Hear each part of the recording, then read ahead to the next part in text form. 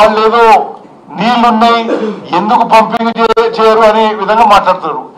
Medigadda barrage మీ హయాంలోనే మీరే కట్టిందో కూలిపోయింది.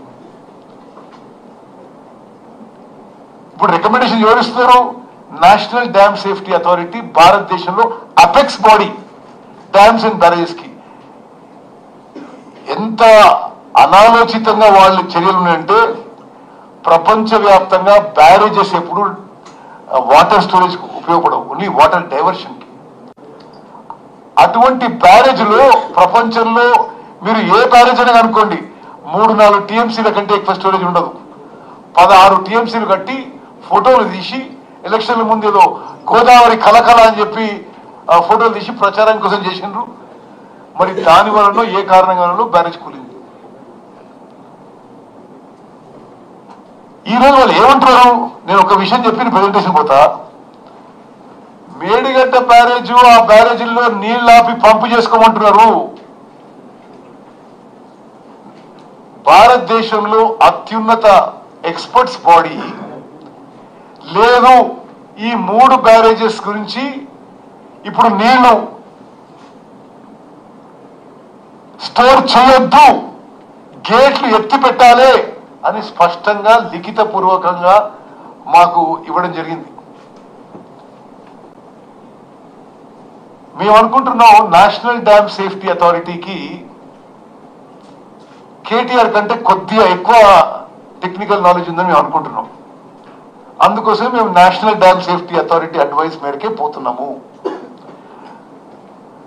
వాళ్ళు చెప్పే విధంగా చేస్తే మరి వాళ్ళకి బ్యారేజీలు కొట్టుకుపోయి కింద ఇంకా నష్టం జరగాలందనో ఏముందో కానీ, అదే మేడిగడ్డ బ్యారేజ్లో వాళ్ళు చెప్పినట్టు ఫుల్ స్టోరేజ్ పెట్టి పంపింగ్ చేస్తే బ్యారేజ్ ప్రమాదవశాత్తు ఏమైనా జరిగితే కింద ఆస్తి నష్టం, ప్రాణ నష్టం, అదేవిధంగా పూర్తయిన సమ్మక్క సారక బ్యారేజ్ కొట్టుకపోతుంది, సీతారాం సాగర్ ప్రాజెక్ట్ డ్యామేజ్ అవుతుంది, దారి పొడవున 44 ఊర్లు పూర్తిగా డ్యామేజ్ అవుతాయి, భద్రాచలం టౌన్ లో పూర్తిగా నీళ్లతో నిండిపోతుంది. మరి వాళ్ళు ఇంత ప్రమాదం ఉండే అవకాశం ఉన్నప్పుడు ఎందుకు మాటి అక్కడ పోయి ఈ పంపులు ఆన్ చేయి, లేకపోతే మేము వచ్చి ఆన్ చేస్తాం? అసలు నాశనం చేసింది మీరే. ఇప్పుడు మీరికెళ్ళి మీరు పంపులు ఎందుకు ఆన్ చేస్తలేరు, మేమే ఆన్ చేస్తామంటారు. మేము ఒకటే చాలా స్పష్టంగా చెప్తున్నా,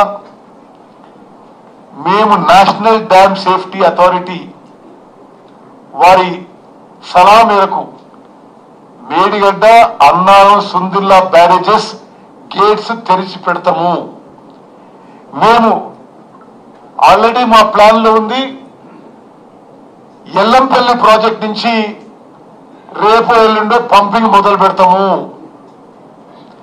ఎల్లంపల్లి ప్రాజెక్ట్ ఎవరు కట్టిండ్రు, ఎవరు డిజైన్ చేసిండ్రు, ఎవరు హామీలో పనులు పూర్తయినాయి?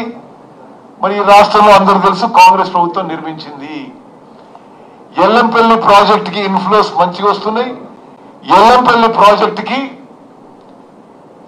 ఇంజనీర్లు కన్సల్ట్ చేసి ఒక 2-3 రోజుల్లో ఎల్లంపల్లి ప్రాజెక్ట్ నుంచి పంపింగ్ మొదలు పెడతాము.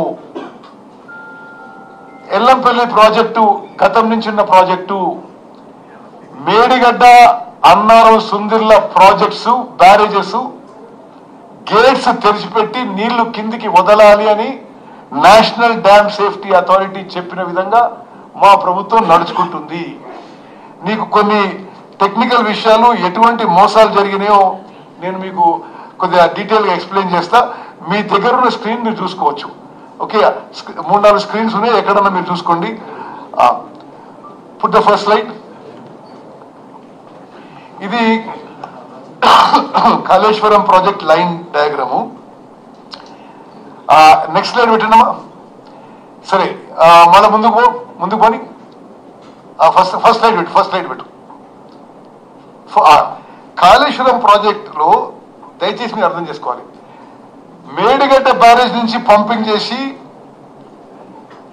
అన్నారం బ్యారేజ్ లో నింపాలి, అన్నారం నుంచి సుందిలకు నింపాలి, సుందిల నుంచి ఎల్లంపల్లి నింపాలి.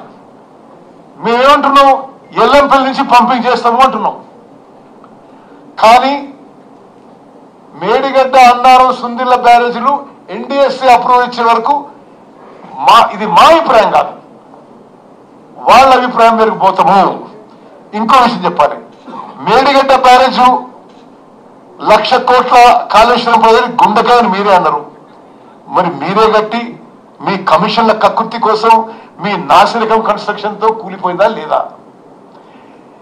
ఎంత ఏదో చిన్న చిన్న డ్యామేజ్ అట, ఆడ గేట్లు ఎత్తడానికి గేట్లు కట్ చేయాల్సి వచ్చింది ఆ మేడిగడ్డ బ్యారేజ్కి.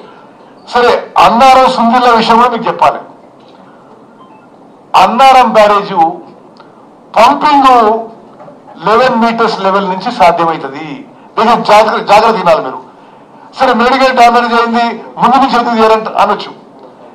అన్నారం బ్యారేజు 11 మీటర్స్ నుంచి పంపింగ్ మొదలు పెట్టే అవకాశం ఉండే, కానీ 5 మీటర్స్ లెవెల్లోనే బొమ్మలపడ్డ లీకేజ్ అవుతున్నది, 5 మీటర్లకే. అదేవిధంగా సుందిళ్ల బ్యారేజు 9 మీటర్స్ కి పంపింగ్ మొదలు పెడతాము, కానీ అక్కడ కూడా 5 మీటర్స్ కే లీకేజ్ మొదలైపోయింది. సో ఈ 3 బ్యారేజెస్ ప్రమాదం డేంజరస్ పొజిషన్ లో ఉన్నాయి. కాబట్టి మేము ఎల్లంపల్లి నుంచి మరి ఒక 2-3 రోజుల్లో పంపింగ్ మొదలుపెట్టి mid మానేరుకి pumping చేయదలుచుకున్నాము. Next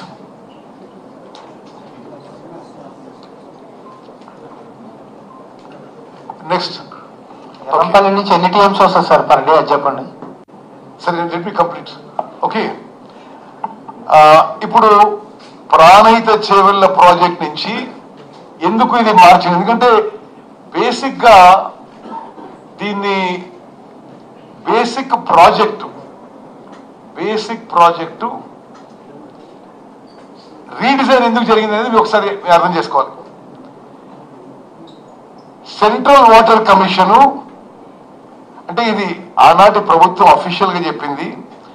central water commission ఇక్కడ 160 టీఎంసీలు లేవు అని